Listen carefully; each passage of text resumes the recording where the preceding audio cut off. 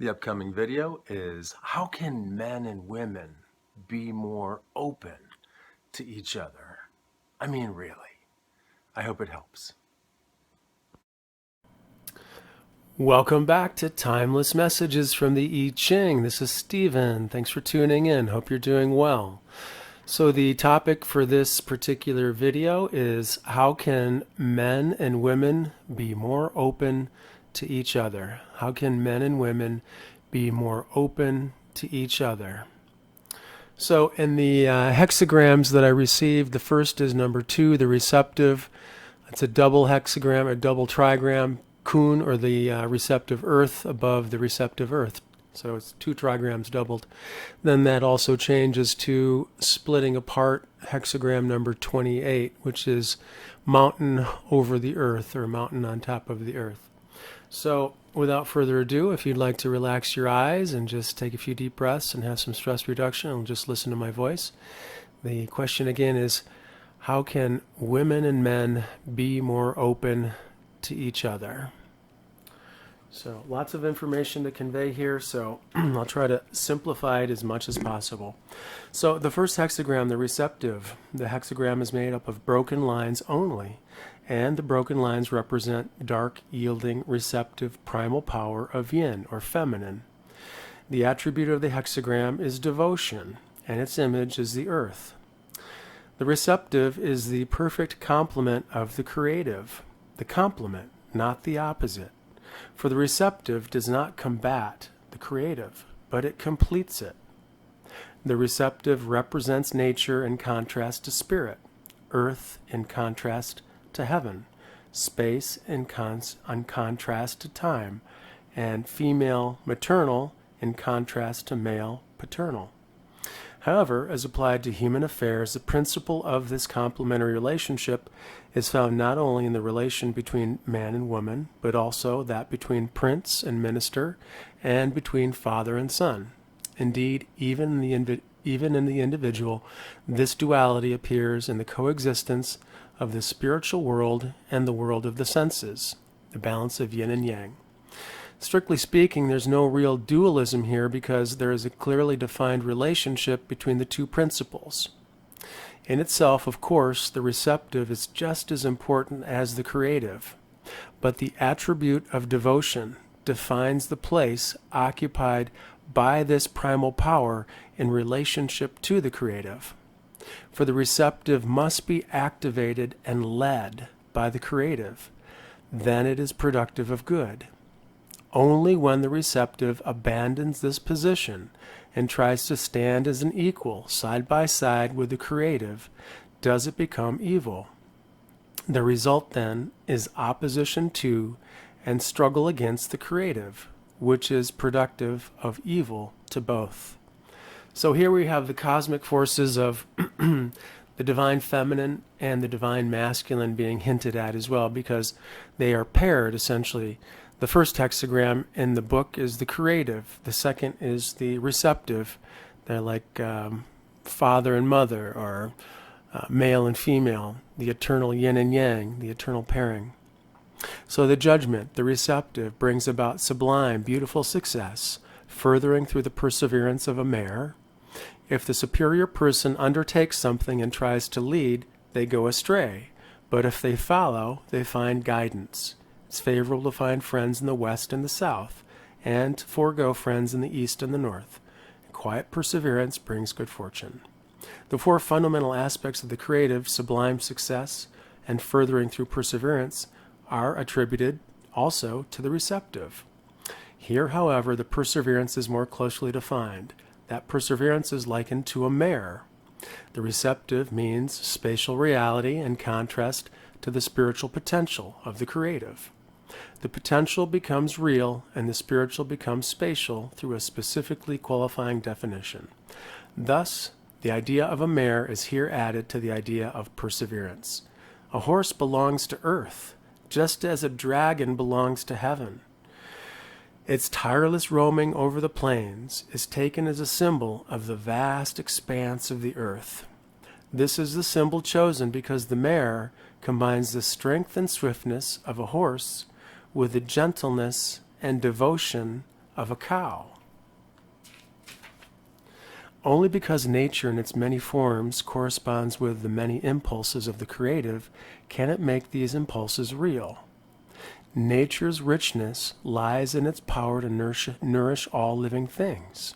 I'm going to back up to that first sentence. Here, only by nature, the idea of because nature in its many forms corresponds with the many impulses of the creative, can it make those impulses real? So nature would be thought of as the divine feminine and the creative as the divine masculine. Nature's richness lies in its power to nourish all beings. Its greatness lies in its power to give them beauty and splendor. Thus, nature prospers all that lives. It's the creative that begets things. But they are brought to birth by the receptive. Makes sense. Women carry babies and bring them to birth. Applied to human affairs, therefore, what the hexagram indicates is action in conformity with the situation, or doing the right thing, the right action according to the situation, what the situation requires. The person in question is not in an independent position, but is acting as an assistant. This means that this person must achieve something. The person in question could be humanity, and we have to act in conformity with the situation, and we have to act as an assistant, and we need to achieve something.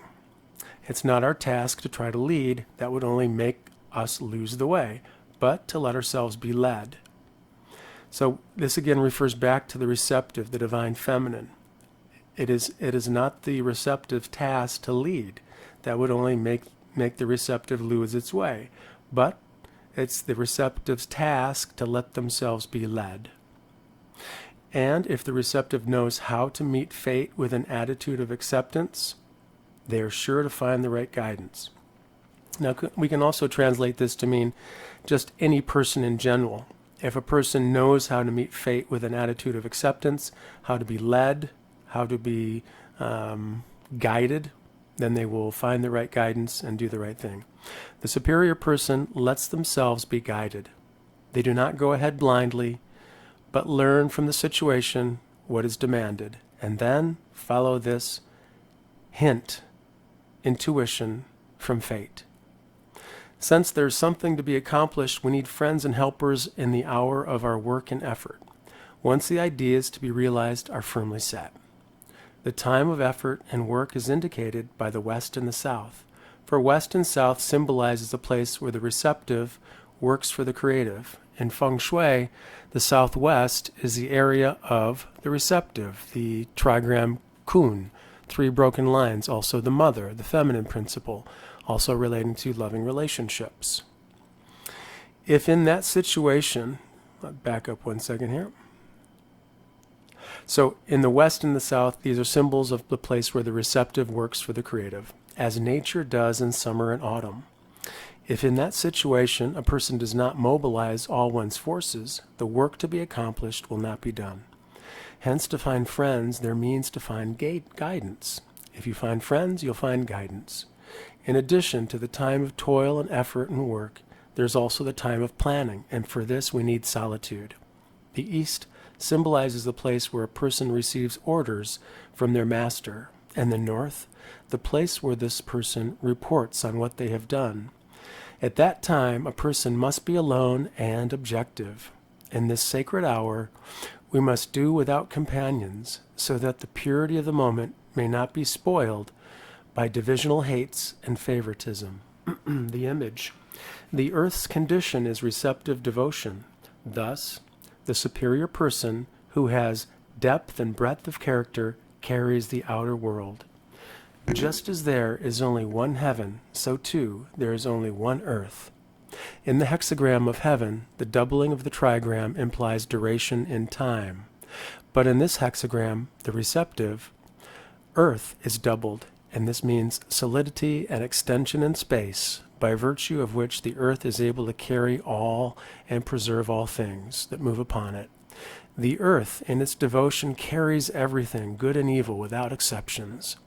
In the same way, the superior person gives to their character breadth and depth and purity and sustaining power, so that the superior person is able both to support and to bear with people and things. So the changing line is the 6 at the top. Sixth at the top, dragons fight in the meadow. Their blood is black and yellow. In the top place, the dark element should yield to the light. If it attempts to maintain a position to which it is not entitled and to rule instead of serving, it draws down upon itself the anger of the strong, which would be the creative, the masculine.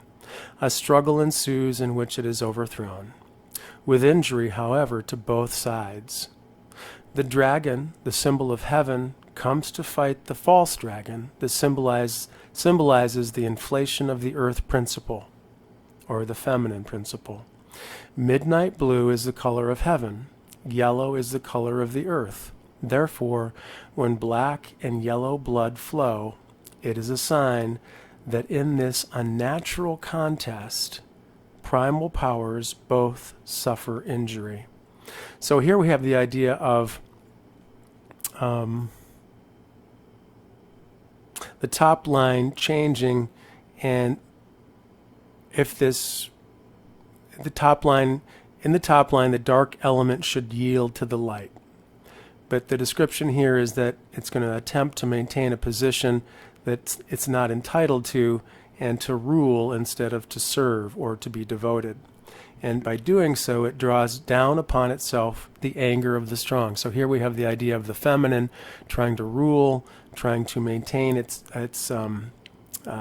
rule instead of being in a position of devotion. And so the struggle ensues, in which the dark element, or the feminine, is overthrown. But both sides are injured. The dragon is a symbol of heaven, and this is coming to fight the false dragon that symbolizes the inflation or overexpansion of the earth principle, the feminine principle.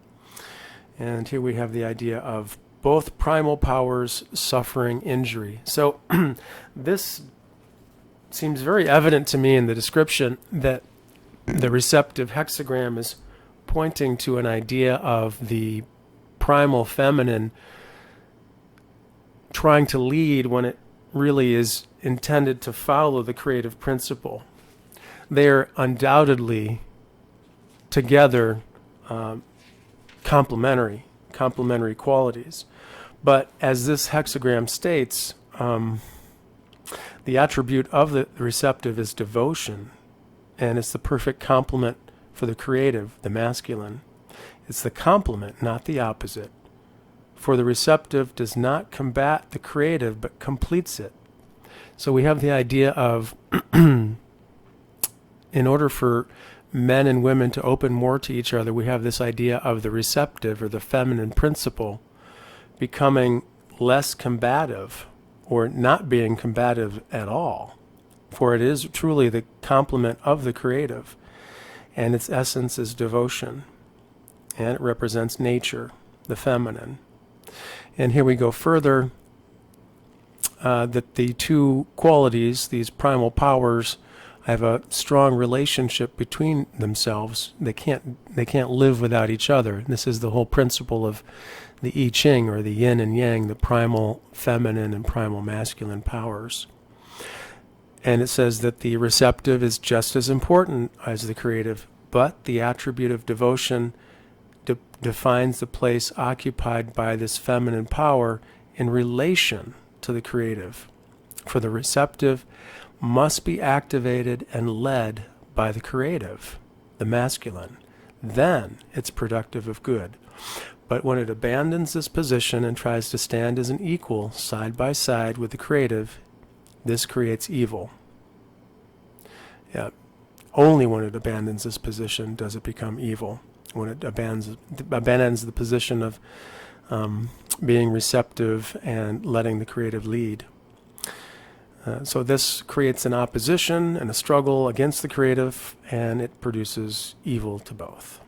So this idea is very specific and very interesting that this came through. So in many respects, this hexagram really points to the idea of enhancing the aspect qualities of the receptive, enhancing the ability to be led, to be receptive, to be devoted, to not try to lead, but to try to be in harmony with the situation, whatever a situation is demanding. And here we have the question of how can men and women be more open to each other? Well, incorporating this idea of the receptive feminine energy, which allows itself to be devoted, allows itself to be strong, devoted, like a mare. Okay, it's happy to combine strength and swiftness, but also has gentleness and devotion, those qualities as well. So, and then we have the final description of a struggle between the creative and the receptive in a dragon, painting a picture of a dark element that should yield to the light in this particular line, the 6 at the top. But if it attempts to maintain a position to which it's not entitled and tries to rule instead of serve, it draws down upon itself the anger of the strong. And this struggle then ensues, in which the dark element is overthrown with injury, however, to both sides. The dragon is a symbol of heaven. It fights the false dragon that symbolizes an overinflation of the earth principle, the feminine. And here we have harm that results from this unnatural contest of both primal powers. It would certainly indicate a situation that seems to be very prevalent here on Earth currently in 2023, and probably before this time as well, and probably will last a bit longer. But I think that this is probably a very important thing for us to address and get on top of as soon as possible. And the receptive points the way to which there can be greater openness between men and women. The receptive, the devotion, not leading, but letting oneself be led.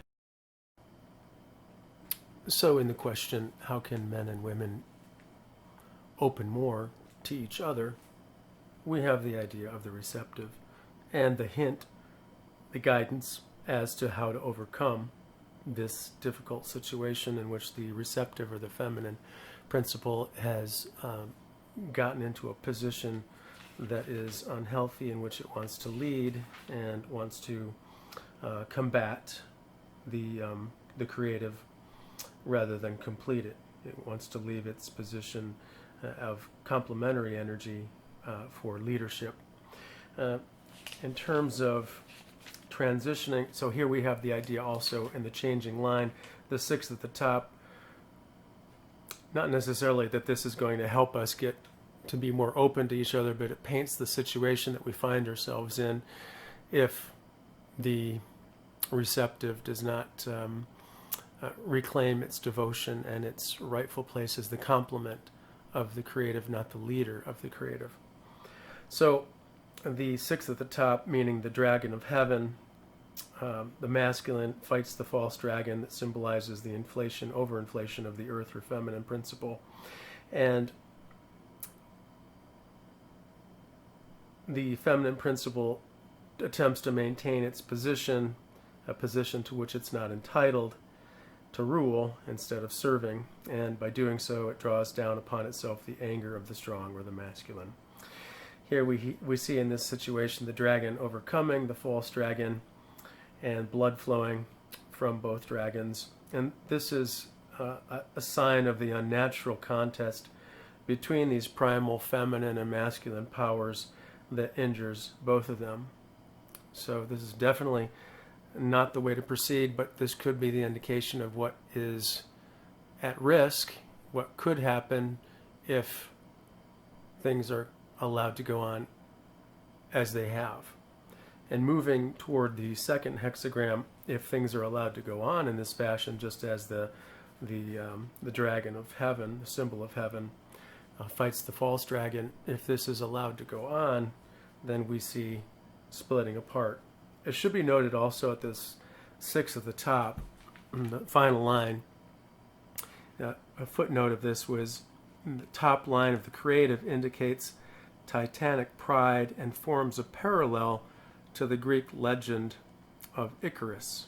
The top line of the receptive presents a parallel to the myth of Lucifer's rebellion against God, or to the battle between the powers of darkness and the gods of Valhalla, which ended with the twilight of the gods. So the top line, which I'm just speaking about, which is the sixth at the top, the broken line at the top that then transitions over to a masculine line in the second hexagram. This is indicating titanic pride and forms a parallel to the legend of Icarus, who, of course, flew too close to the sun and died. So it also, the top line of the receptive presents a parallel to the myth of Lucifer's rebellion against God. Here Lucifer, which was not the creator of the universe and not to be in charge, not to lead, tries to lead, and then we have this incredible problem, for it is the creator of the universe that should be in the leading position and not the other. And also it points to the idea of the powers of darkness waging war against the gods of Valhalla. So here we go, transitioning to 23, splitting apart.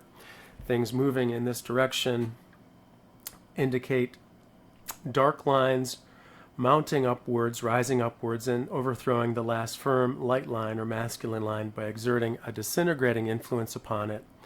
Thus, the inferior dark forces overcome what is superior and strong, not by direct means, but by undermining it gradually and imperceptibly so that it finally collapses.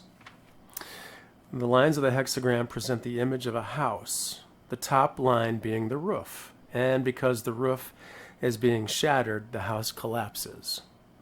The hexagram belongs to the 9th month, October-November, where the yin power pushes up ever more powerfully and is about to supplant or replace the yang power altogether. This is the fall time when the light principle is waning and the dark principle is coming in. Dark principle meaning decay, death, preparing for winter, and so forth. So splitting apart, it doesn't further one to go anywhere. That's the judgment. This again pictures a time when inferior people push forward and are about to crowd out the few remaining strong and superior men. And under these circumstances, it's not favorable for the superior person, for the superior man to undertake anything. The right behavior in such times is seen from the images. The lower trigram stands for the earth, whose attributes are docility and devotion. So docility means to be easily led, and devotion, just like it sounds, you're devoted, loyal. And the upper trigram stands for the mountain, whose attribute is stillness. Keeping still is the mountain. Introspection, looking within, maintaining one's inner power, inner strength, even amidst a situation that externally could be quite shattering and difficult. So the idea of submitting to the bad time is important, and remaining quiet, for it's not a question of a person's doing or of man's doing, but of the conditions of the particular time that humanity finds itself in. So the idea is not to be acting, but it's not cowardice to submit to the time and simply remain passive and wait for the time to pass. Additionally, in the image, we see a mountain that rests upon the earth. The earth could be considered the feminine principle, of course. The mountain could be considered a masculine principle. And if a mountain is steep and narrow, or prideful and arrogant, then it has to topple over. So this is a hint as to we don't want the masculine principle to become arrogant and steep and narrow, or prideful. We want it to be broad and strong in its position, for when it rises out of the earth in a broad fashion, then it can stand strong. Because the rulers who rest on the broad foundation of the people, like the earth, should be generous and benevolent. So here's another hint in terms of the masculine principle being reciprocal and the feminine principle supporting, the masculine principle being reciprocal for the support. Thank you for the support, and I will be generous and benevolent with you as well. So this is a yin and yang two-way street thing, the support from the feminine as well as the support from the masculine feeding one another, and thus they make their position as secure as a mountain is in its tranquility upon the earth. So lots of information here in terms of our situation that we find ourselves in 2023, and we have seen this for a long time coming, and it is my hope, and I'm sure many of your hopes as well, that this division between feminine and masculine can be not only reduced but eliminated, and the complementary energy between the two can be reinstated so that we can have much greater harmony and peace between the genders. I would listen to this once again and write down some of the more important ideas and try to incorporate these as much as possible into your life. And I hope that this helps. And thanks for tuning in. Take care.